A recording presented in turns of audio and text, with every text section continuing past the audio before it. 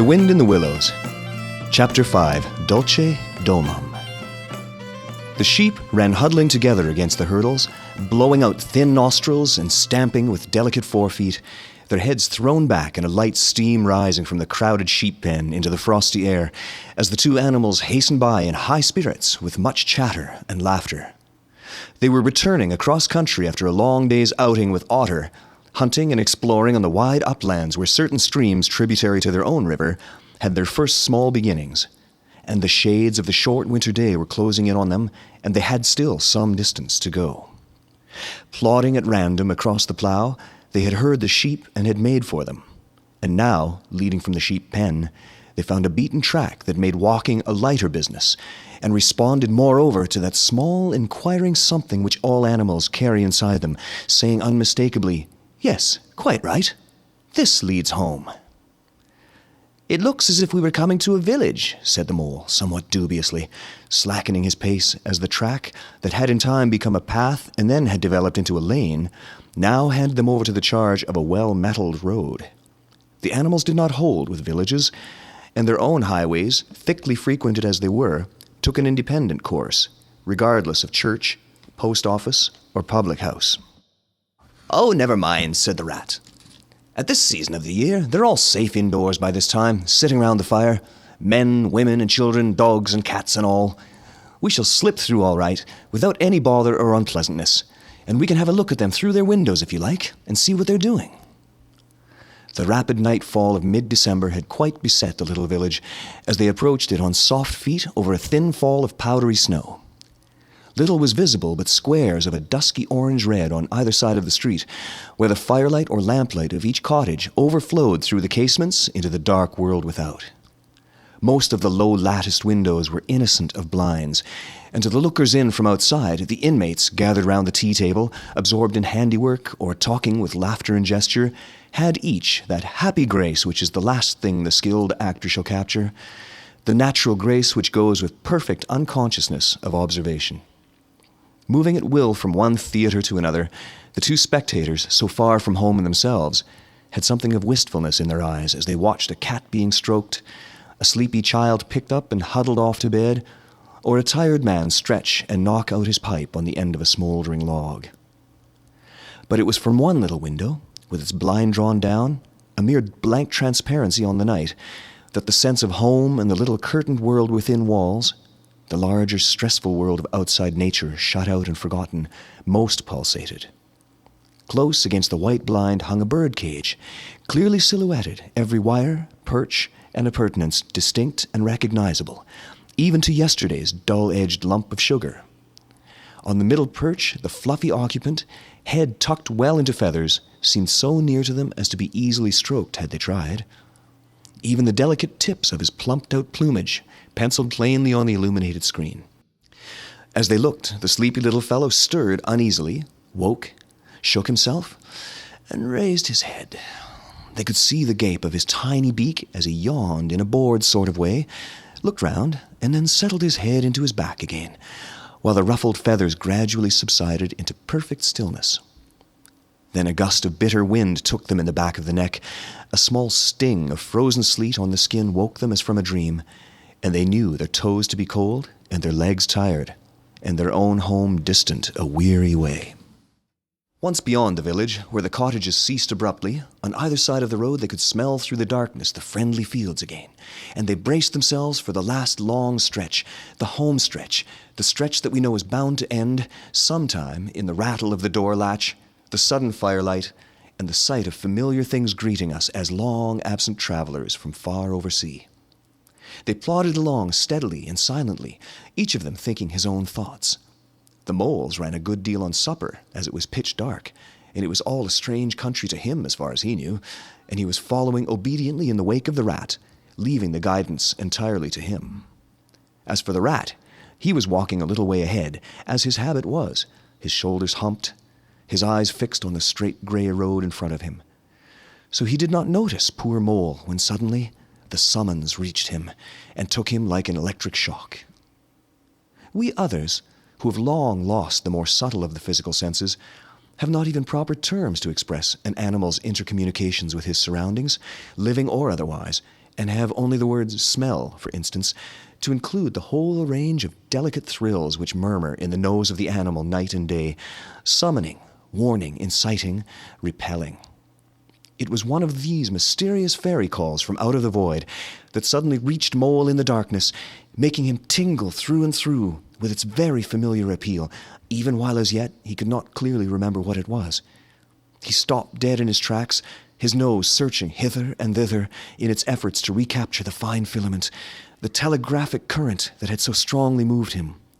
A moment, and he had caught it again, and with it this time came recollection in fullest flood. Home! That was what they meant, those caressing appeals, those soft touches wafted through the air, those invisible little hands pulling and tugging all one way. Why, it must be quite close by him at that moment, his old home that he had hurriedly forsaken and never sought again, that day when he first found the river. And now it was sending out its scouts and its messengers to capture him and bring him in. Since his escape on that bright morning, he had hardly given it a thought, so absorbed had he been in his new life, in all its pleasures, its surprises, its fresh and captivating experiences. Now, with a rush of old memories, how clearly it stood up before him in the darkness. Shabby indeed, and small and poorly furnished, and yet his, the home he had made for himself, the home he had been so happy to get back to after his day's work. And the home had been happy with him, too, evidently, and was missing him, and wanted him back, and was telling him so through his nose, sorrowfully, reproachfully, but with no bitterness or anger, only with plaintive reminder that it was there, and wanted him. The call was clear, the summons was plain. He must obey it instantly and go. "Ratty!" he called, full of joyful excitement. "Hold on! Come back! I want you! Quick!" "Oh, come along, Mole, do," replied the rat cheerfully, still plodding along.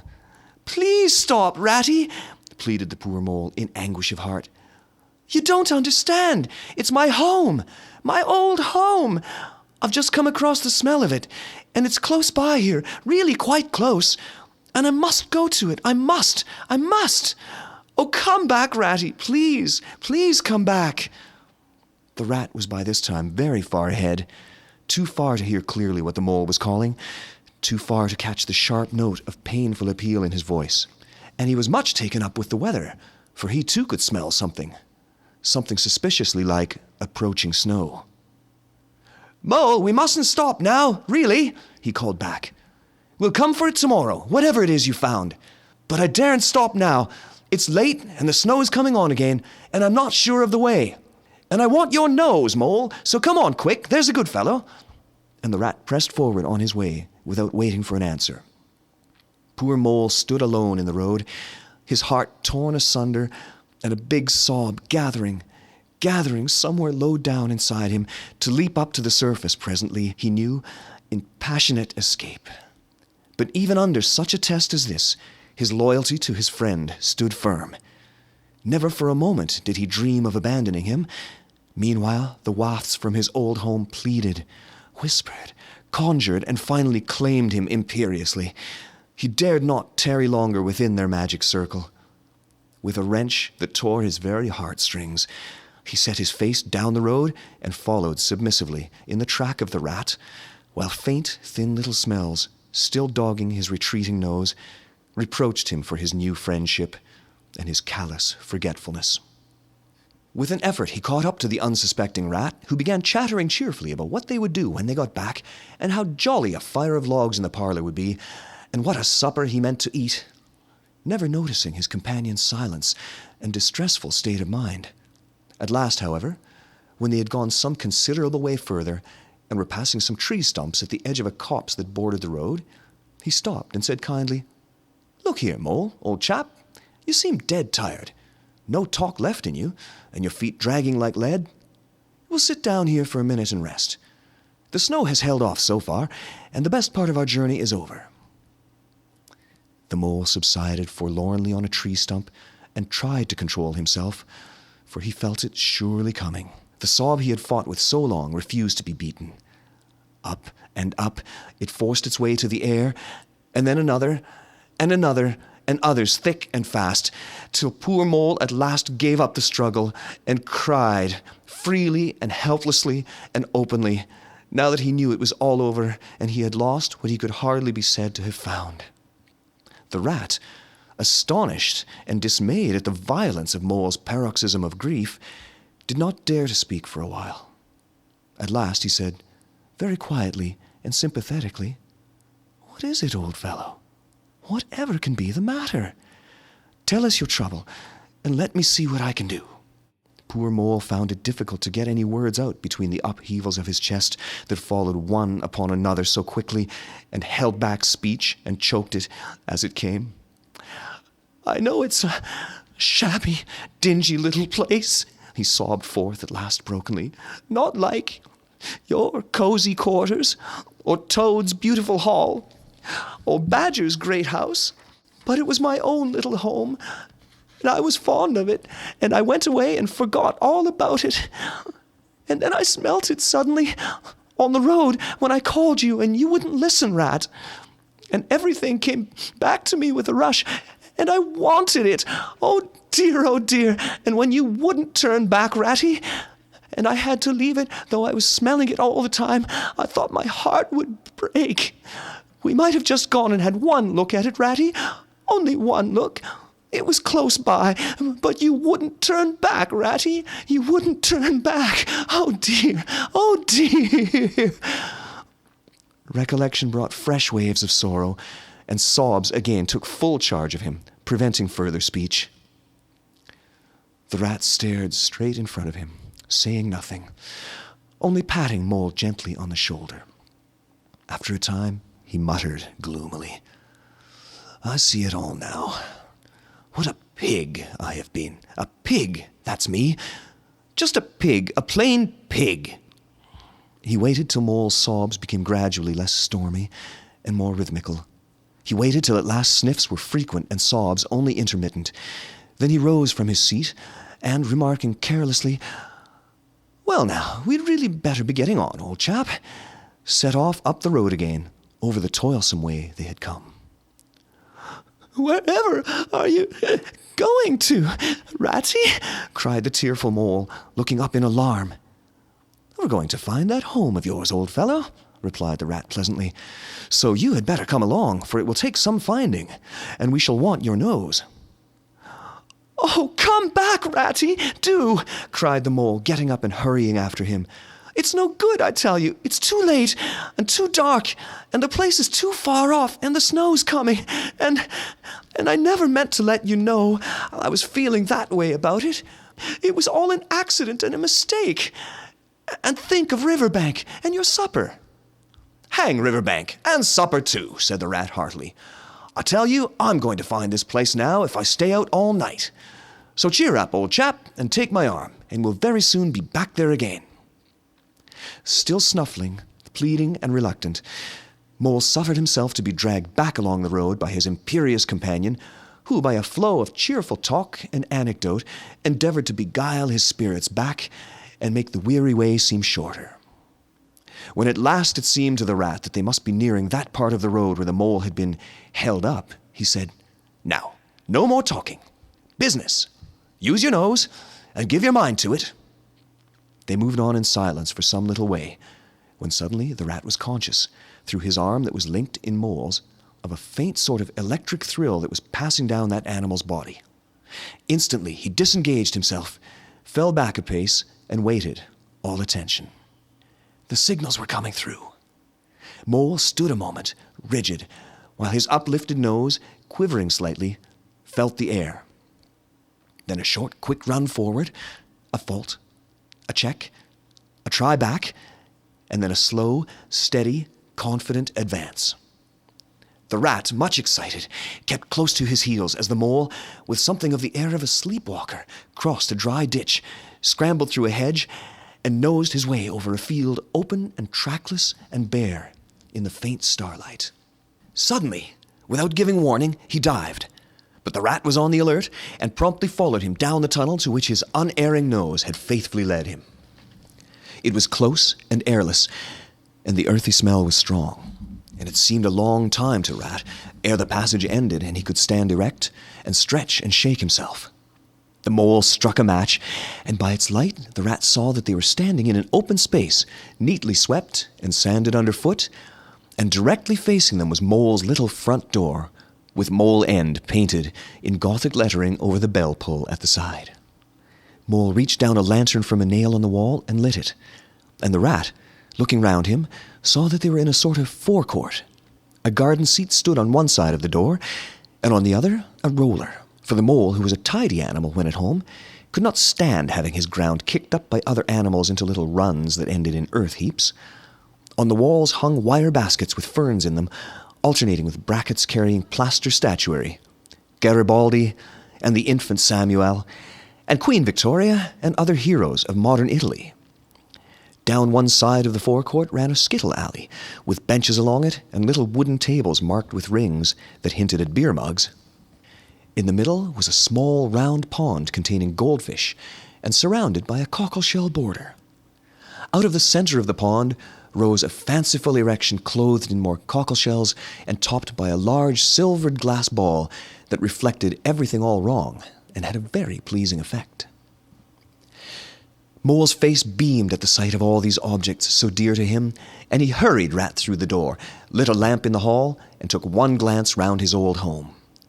He saw the dust lying thick on everything, saw the cheerless, deserted look of the long-neglected house, and its narrow, meagre dimensions, its worn and shabby contents, and collapsed again on a hall chair, his nose in his paws. "Oh, Ratty," he cried dismally, "why ever did I do it? Why did I bring you to this poor, cold little place on a night like this, when you might have been at Riverbank by this time, toasting your toes before a blazing fire, with all your own nice things about you?" The Rat paid no heed to his doleful self-reproaches. He was running here and there, opening doors, inspecting rooms and cupboards, and lighting lamps and candles and sticking them up everywhere. "What a capital little house this is," he called out cheerily. "So compact, so well planned. Everything here and everything in its place. We'll make a jolly night of it. The first thing we want is a good fire. I'll see to that. I always know where to find things. So this is the parlor? Splendid. Your own idea, those little sleeping bunks in the wall? Capital. Now, I'll fetch the wood and the coals, and you get a duster, Mole. You'll find one in the drawer of the kitchen table, and try and smarten things up a bit. Bustle about, old chap." Encouraged by his inspiriting companion, the Mole roused himself and dusted and polished with energy and heartiness, while the Rat, running to and fro with armfuls of fuel, soon had a cheerful blaze roaring up the chimney. He hailed the Mole to come and warm himself, but Mole promptly had another fit of the blues, dropping down on a couch in dark despair and burying his face in his duster. "Rat," he moaned, "how about your supper? You poor, cold, hungry, weary animal. I've nothing to give you, nothing, not a crumb." "What a fellow you are for giving in," said the Rat reproachfully. "Why, only just now I saw a sardine opener on the kitchen dresser, quite distinctly. And everybody knows that means there are sardines about somewhere in the neighborhood. Rouse yourself, pull yourself together, and come with me and forage." They went and foraged accordingly, hunting through every cupboard and turning out every drawer. The result was not so very depressing after all, though of course it might have been better. A tin of sardines, a box of Captain's biscuits nearly full, and a German sausage encased in silver paper. "There's a banquet for you," observed the Rat, as he arranged the table. "I know some animals who would give their ears to be sitting down to supper with us tonight." "No bread," groaned the Mole dolorously.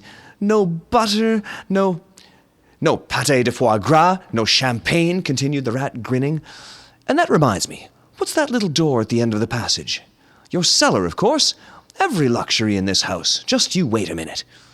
He made for the cellar door and presently reappeared, somewhat dusty, with a bottle of beer in each paw and another under each arm. "Self-indulgent beggar you seem to be, Mole," he observed. "Deny yourself nothing. This is really the jolliest little place I ever was in. Now, wherever did you pick up those prints? Make the place look so homelike, they do. No wonder you're so fond of it, Mole. Tell us all about it, and how you came to make it what it is." Then, while the rat busied himself fetching plates and knives and forks and mustard which he mixed in an egg cup, the mole, his bosom still heaving with the stress of his recent emotion, related, somewhat shyly at first, but with more freedom as he warmed to his subject, how this was planned, and how that was thought out, and how this was got through a windfall from an ant, and that was a wonderful find and a bargain, and this other thing was bought out of laborious savings and a certain amount of going without.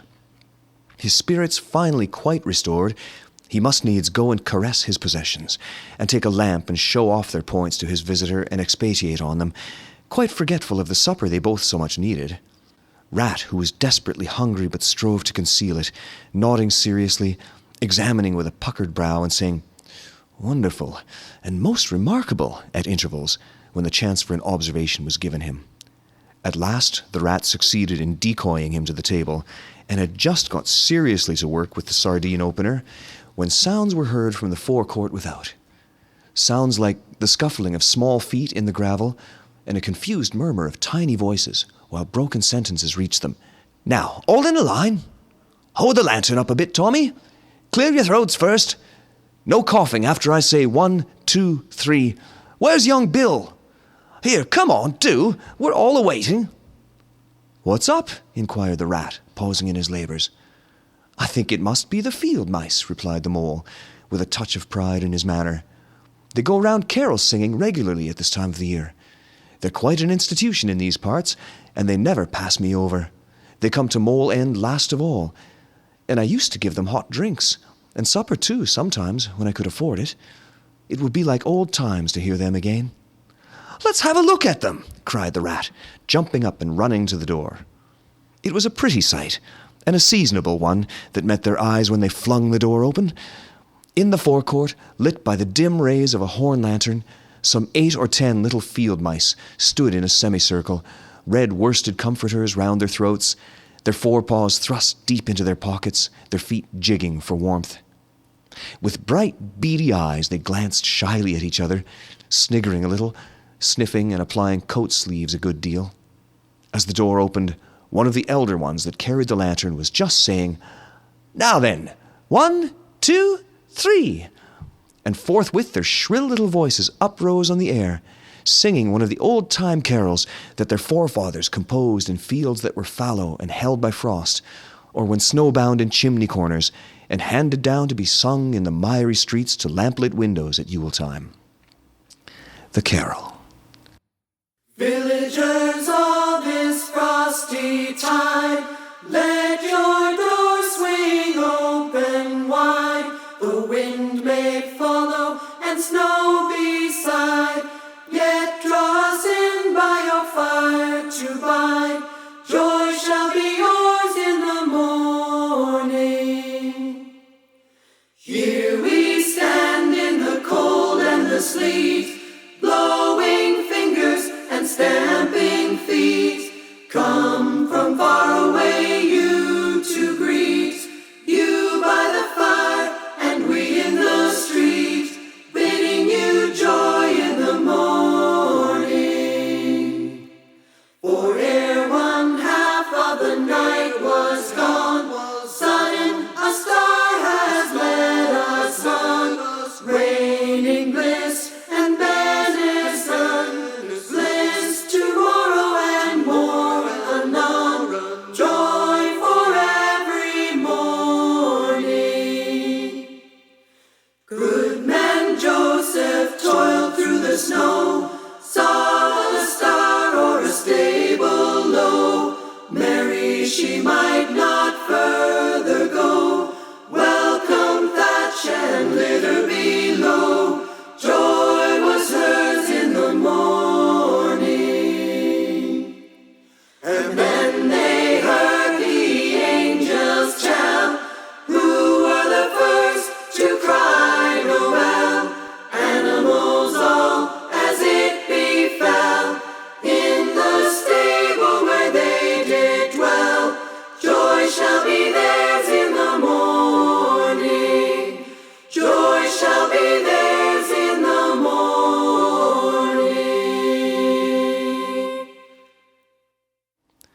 The voices ceased.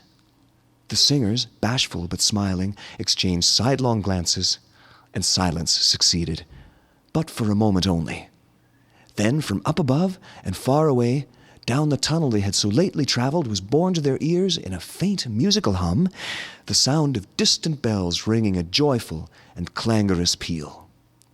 "Very well sung, boys," cried the rat heartily. "And now come along in, all of you, and warm yourselves by the fire and have something hot." "Yes, come along, field mice," cried the mole eagerly. "This is quite like old times. Shut the door after you. Pull up that settle to the fire. Now you just wait a minute while we—" "Oh, Ratty!" he cried in despair, plumping down on a seat with tears impending. "Whatever are we doing? We've nothing to give them." "You leave all that to me," said the masterful rat. "Here, you with the lantern. Come over this way. I want to talk to you. Now, tell me, are there any shops open at this hour of the night?" "Why, certainly, sir," replied the field mouse respectfully. "At this time of the year, our shops keep open to all sorts of hours." "Then look here," said the rat. "You go off at once, you and your lantern, and you get me—" Here much muttered conversation ensued, and the mole only heard bits of it, such as, "Fresh, mind. No, a pound of that will do. See you get Bugginses, for I won't have any other. No, only the best. If you can't get it there, try somewhere else. Yes, of course, homemade, no tinned stuff. Well then, do the best you can." Finally there was a chink of coin passing from paw to paw. The field mouse was provided with an ample basket for his purchases, and off he hurried, he and his lantern. The rest of the field mice, perched in a row on the settle, their small legs swinging, gave themselves up to enjoyment of the fire, and toasted their chilblains till they tingled, while the mole, failing to draw them into easy conversation, plunged into family history and made each of them recite the names of his numerous brothers, who were too young, it appeared, to be allowed to go out a-carolling this year, but looked forward very shortly to winning the parental consent. The rat, meanwhile, was busy examining the label on one of the beer bottles. "I perceive this to be Old Burton," he remarked approvingly. "Sensible, Mole. The very thing. Now we shall be able to mull some ale. Get the things ready, Mole, while I draw the corks." It did not take long to prepare the brew and thrust the tin heater well into the red heart of the fire. And soon every field mouse was sipping and coughing and choking, for a little mulled ale goes a long way, and wiping his eyes and laughing and forgetting he had ever been cold in all his life. "They act plays, too, these fellows," the mole explained to the rat. "Make them up all by themselves and act them afterwards. And very well they do it, too. They gave us a capital one last year, about a field mouse who was captured at sea by a Barbary corsair and made to row in a galley, and when he escaped and got home again, his lady-love had gone into a convent. Here, you were in it, I remember. Get up and recite a bit." The field mouse addressed got up on his legs, giggled shyly, looked round the room, and remained absolutely tongue-tied. His comrades cheered him on, Mole coaxed and encouraged him, and the rat went so far as to take him by the shoulders and shake him. But nothing could overcome his stage fright. They were all busily engaged on him, like watermen applying the Royal Humane Society's regulations to a case of long submersion, when the latch clicked, the door opened, and the field mouse with the lantern reappeared, staggering under the weight of his basket. There was no more talk of play acting once the very real and solid contents of the basket had been tumbled out on the table. Under the generalship of Rat, everybody was set to do something or to fetch something. In a very few minutes supper was ready, and Mole, as he took the head of the table in a sort of dream, saw a lately barren board set thick with savoury comforts, saw his little friends' faces brighten and beam as they fell to without delay, and then let himself loose, for he was famished indeed, on the provender so magically provided, thinking what a happy homecoming this had turned out after all. As they ate, they talked of old times, and the field mice gave him the local gossip up to date, and answered as well as they could the 100 questions he had to ask them. The rat said little or nothing, only taking care that each guest had what he wanted, and plenty of it, and that Mole had no trouble or anxiety about anything. They clattered off at last, very grateful and showering wishes of the season, with their jacket pockets stuffed with remembrances for the small brothers and sisters at home. When the door had closed on the last of them, and the chink of the lanterns had died away, Mole and Rat kicked the fire up, drew their chairs in, brewed themselves a last nightcap of mulled ale, and discussed the events of the long day. At last, the rat, with a tremendous yawn, said, "Mole, old chap, I'm ready to drop." Sleepy is simply not the word. That your own bunk over on that side? Very well, then. I'll take this. What a ripping little house this is. Everything's so handy. He clambered into his bunk and rolled himself well up in the blankets, and slumber gathered him forthwith, as a swath of barley is folded into the arms of the reaping machine. The weary mole also was glad to turn in without delay, and soon had his head on his pillow, in great joy and contentment. But ere he closed his eyes, he let them wander round his old room, mellow in the glow of the firelight that played or rested on familiar and friendly things which had long been unconsciously a part of him, and now smilingly received him back without rancor. He was now in just the frame of mind that the tactful rat had quietly worked to bring about in him. He saw clearly how plain and simple, how narrow even, it all was, but clearly, too, how much it all meant to him, and the special value of some such anchorage in one's existence. He did not at all want to abandon the new life and its splendid spaces, to turn his back on sun and air and all they offered him, and creep home and stay there. The upper world was all too strong. It called to him still, even down there, and he knew he must return to the larger stage. But it was good to think he had this to come back to, this place which was all his own, these things which were so glad to see him again, and could always be counted upon for the same simple welcome.